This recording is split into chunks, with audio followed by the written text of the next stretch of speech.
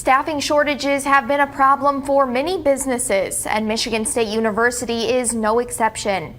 University dining halls are now limited to students only or closed for dinner altogether. Students aren't happy about it, and the university is trying to find a solution. Michigan State is experiencing a staffing shortage of kind of epic proportions, something that we've not quite ever seen before. Chief Communications Officer for Residential and Hospitality Services, Kat Cooper, says the university saw a significant decrease in the number of student workers this year. In a typical year, we start the year with 3,900 student team members.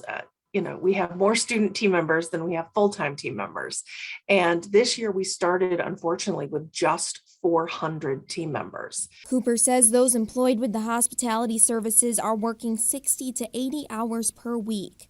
Limited staff combined with supply shortages. With product shortages, chain of the supply chain shortages, we are struggling in order to feed our students every day. Has caused dining halls to be designated for students only or closed for dinner completely, like Landon and Shaw Halls. We had to look critically at our operations and make sure we were doing everything we could to give students the nutrition they need to get through their day. MSU freshman Haley Schindler lives in Landon Hall and says having the dining area closed has been really inconvenient. It was so convenient living in Landon, going right downstairs and in the dining hall.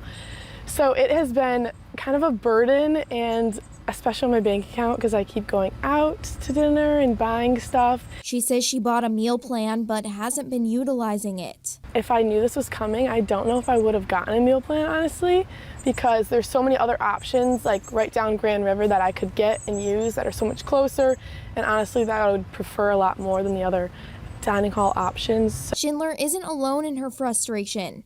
Anna Hyam started a petition to keep Landon Hall open for dinner.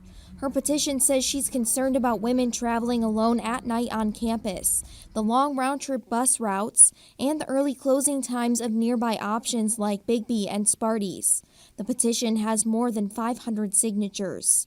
Cooper says they're working on solutions to some of those concerns, like providing more options for meals on the go. We have a program we call Combo Exchange.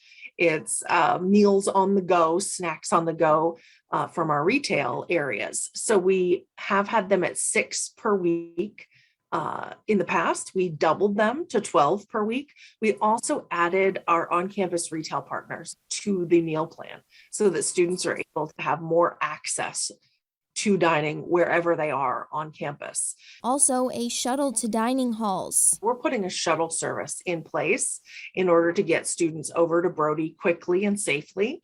We're also allowing students in Landon and Shaw, those are the two halls that are closed for dinner and weekend service, to take a to-go meal at lunch to save for dinner. And trying to hire more people at a competitive wage. We've increased from $10 to $12 an hour to $13 to $15 an hour in those areas that we are struggling to fill. Schindler hopes those positions get filled soon. I'm really hoping that Landon Hall opens up for the winter months at least for dinner, maybe closed for breakfast, just because it's such an inconvenience to have to walk and in the snow and stuff. It's going to be brutal, I think, torturous. Cooper says they're hosting a hiring fair Thursday at the Breslin Center from 11 a.m. to 6 p.m. for part-time positions in the dining halls.